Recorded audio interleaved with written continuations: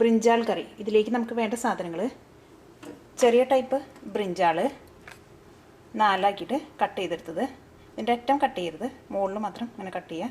2 തക്കാളി ചോപ്പ് ചെയ്തെടുത്തത്, 1 സവാള ചോപ്പ് ചെയ്തെടുത്തത്, 3 ടേബിൾ സ്പൂൺ തേങ്ങ, 1 ടേബിൾ സ്പൂൺ മല്ലിപ്പൊടി, 1 ടേബിൾ സ്പൂൺ മുളക് പൊടി, 1/2 ടീസ്പൂൺ മഞ്ഞൾപ്പൊടി, 2 table spoon ginger garlic paste, 1/4 glass പുളിവെള്ളം, കടുക് 1/2 ടീസ്പൂൺ, ഉഴുന്ന് 1/2 ടീസ്പൂൺ, ഉലുവ 1/4 ടീസ്പൂൺ, ചെറിയ കഷ്ണം ശർക്കര, ഉണക്കമുളക്. ഈ ബ്രിഞ്ചാൾ നമ്മളിങ്ങനെ കറി വയ്ക്കാമെന്ന് വെച്ചിട്ടുണ്ടെങ്കിൽ ആദ്യം തന്നെ നമ്മൾ ബ്രിഞ്ചാൾ കുറച്ച് എണ്ണ ഒഴിച്ചിട്ട് പതുക്കെ ഒന്ന് വറുത്തെടുക്കും. അത് കഴിഞ്ഞിട്ട് നമ്മൾ സവോളയും തക്കാളിയും തേങ്ങയും ജിഞ്ചർ ഗാർലിക് പേസ്റ്റും മഞ്ഞൾപ്പൊടിയും മുളക് പൊടിയും മല്ലിപ്പൊടിയും എല്ലാം കൂടിയിട്ടൊന്ന് വഴറ്റിയെടുത്തിട്ട് നമ്മൾ നന്നായിട്ട് പേസ്റ്റ് പോലെ അരച്ചെടുക്കും. പിന്നെ ഈ അരപ്പിൽ ഇട്ടിട്ടാണ് പിന്നെ നമ്മൾ ഈ ബ്രിഞ്ചാൾ വേവിച്ചെടുക്കുന്നത്. അതിന് ആദ്യം തന്നെ നമുക്ക് ഈ ബ്രിഞ്ചാളിൽ നമുക്കൊന്ന് വറുത്തെടുക്കാം. ഇതിന് വേണ്ടിയിട്ട് കുറച്ച് എണ്ണ ഒന്ന് ചൂടാക്കാം. ഇനി ചൂടായ എണ്ണയിലേക്ക് നമുക്ക് ബ്രിഞ്ചാളിടാം.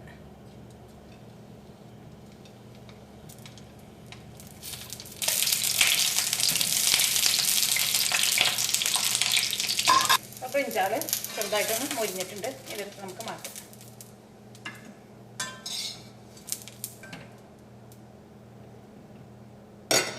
ഇനി നമുക്ക് ഈ കറിയിലേക്ക് മസാല ഉണ്ടാക്കാൻ വേണ്ടിയിട്ട് കുറച്ച് എണ്ണ ഒഴിക്കാം.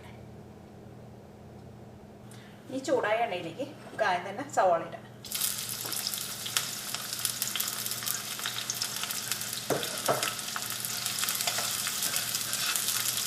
ഇതിലേക്ക് നമുക്ക് കുറച്ച് ഉപ്പ് ചേർക്കാം. ഈ സവാള ചെറുതായിട്ടൊന്ന് കളർ മാറുമ്പോൾ നമുക്കിതിലേക്ക് മഞ്ഞൾപ്പൊടി ചേർക്കാം. സവാള നന്നായിട്ട് മൊരിയേണ്ട ആവശ്യമില്ല. അപ്പോൾ സവാള ഒന്ന് വഴന്നിട്ടുണ്ട്. ഇനി നമുക്കിതിലേക്ക് മഞ്ഞൾപ്പൊടി ചേർക്കാം.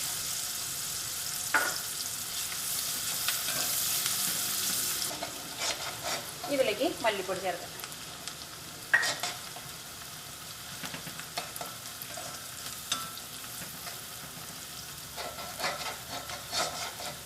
ഇതിലേക്ക് മുളക് പൊടി ചേർക്കാം. പക്ഷെ മുളക് പൊടി കൂടി ചേർക്കണ്ട്. കറിക്ക് കുറച്ച് എരിവുണ്ടെങ്കിൽ ടേസ്റ്റ് ഉണ്ടാവുള്ളൂ.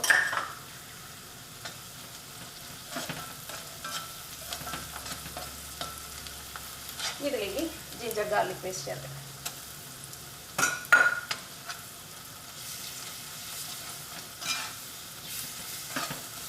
ഇത് നന്നായിട്ടൊന്ന് മിക്സ് ചെയ്ത് കഴിഞ്ഞിട്ട് നമുക്ക് ഇതിലേക്ക് തക്കാളി ചേർക്കാം.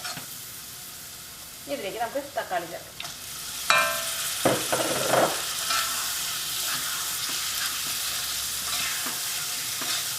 തക്കാളി നന്നായിട്ടൊന്ന് മിക്സ് ആയി കഴിയുമ്പോൾ ഇതിലേക്ക് നമുക്ക് തേങ്ങ ചേർക്കാം. തേങ്ങയും കൂടിയിട്ട് നന്നായിട്ടൊന്ന് മിക്സ് ചെയ്യും. അപ്പോൾ എല്ലാം നന്നായിട്ട് മിക്സ് ആയിട്ടുണ്ട്. ഇനി നമുക്കിത് ചെറുതീയിലിട്ടിട്ട് മൂടി വെച്ചിട്ട് ഇതെല്ലാം കൂടിയിട്ട് നന്നായിട്ടൊന്ന് വേവിക്കാം. നന്നായിട്ട് വെന്ത് കഴിയുമ്പോൾ എണ്ണയൊക്കെ നന്നായിട്ട് ഇങ്ങനെ പൊന്തി വരും. അപ്പോൾ നമുക്ക് ഇതെടുത്തിട്ട് നന്നായിട്ടൊന്ന് അരച്ചെടുക്കാം. നമുക്ക് മൂടി വെച്ചിട്ട് ആദ്യം തന്നെ ഇതൊന്ന് വേവിക്കാം.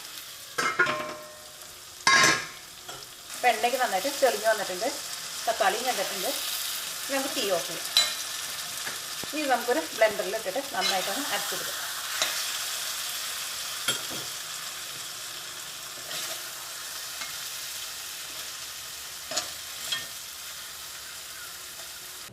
അപ്പോൾ അരപ്പ് റെഡി ആയിട്ടുണ്ട്. ഈ വഴുതനങ്ങ കറിയാക്കാൻ വേണ്ടിയിട്ട് നമുക്കൊരു പാൻ വെച്ചിട്ടൊന്ന് ചൂടാക്കാം. ഇതിലേക്ക് നമുക്ക് ആദ്യം കുറച്ച് എണ്ണ ഒഴിക്കാം. ഈ ചൂടായ എണ്ണയിലേക്ക് നമുക്ക് കടുക് ഇട്ടിട്ട് ആദ്യം പൊട്ടിക്കാം.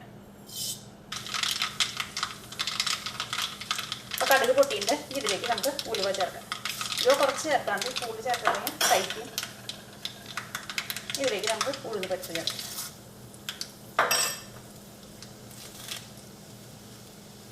കുറച്ച് വേപ്പിൻ്റെ ഇല ചേർക്കാം. ഉണക്കമുളക് ചേർക്കാം. ചെറുതാക്കിയിട്ട് ഇടാം.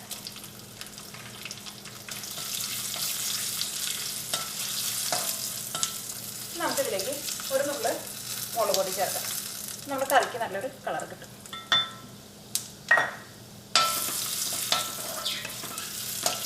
ഇതിലേക്ക് നമ്മൾ അരച്ച് വെച്ചേക്കാം. അരച്ച് ചേർക്കാം.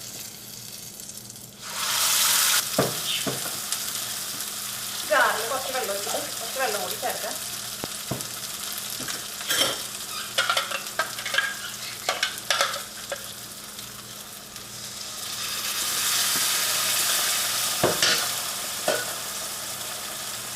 നന്നായിട്ടൊന്ന് മിക്സ് ചെയ്യും.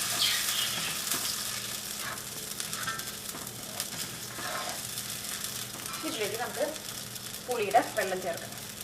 അത് കറിയുടെ പുളി അനുസരിച്ച് ചേർക്കാം.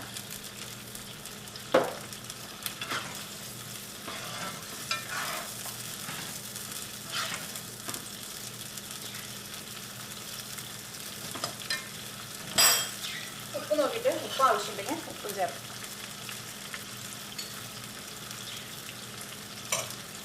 ഇതിലേക്ക് നമുക്ക് ശർക്കര ചേർക്കാം. ഇതിലേക്ക് കുറച്ചും കൂടി വെള്ളം ആവശ്യമുണ്ട്. കാരണം നമ്മൾ ബ്രിഞ്ചാൾ ഇട്ടിട്ടൊന്ന് വേവിക്കണം. ഇതിനകത്ത് കുറച്ചും കൂടി വെള്ളം ഒന്ന് ഒഴിക്കും.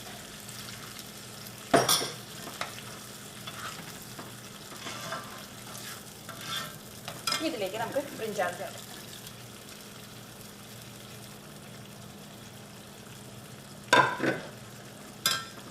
ഇത് മിക്സ് ചെയ്തിട്ട് നമുക്കൊന്ന് മൂടി വെച്ചിട്ട് ഒന്ന് വേവിക്കാം.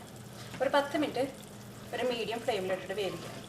അപ്പോൾ ഇതൊന്ന് വെന്ത് വന്നു കഴിയുമ്പോൾ ഈ എണ്ണയൊക്കെ ഒന്ന് തെളിഞ്ഞ് മുകളിലേക്ക് വരും. നമുക്കിതൊന്ന് മൂടി വയ്ക്കാം. ഇപ്പോൾ കറിയിൽ എണ്ണയൊക്കെ നന്നായിട്ട് തെളിഞ്ഞ് വന്നിട്ടുണ്ട്. ബ്രിഞ്ചാളൊക്കെ നന്നായിട്ട് വെന്തിട്ടുണ്ട്.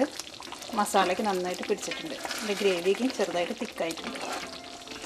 ഇത് നമുക്ക് ചപ്പാത്തിയുടെ കൂടെ അല്ലെങ്കിൽ ചോറിൻ്റെ കൂടെ ഒക്കെ കഴിക്കാൻ വേണ്ടി പറ്റിയ നല്ലൊരു കറിയാണിത്.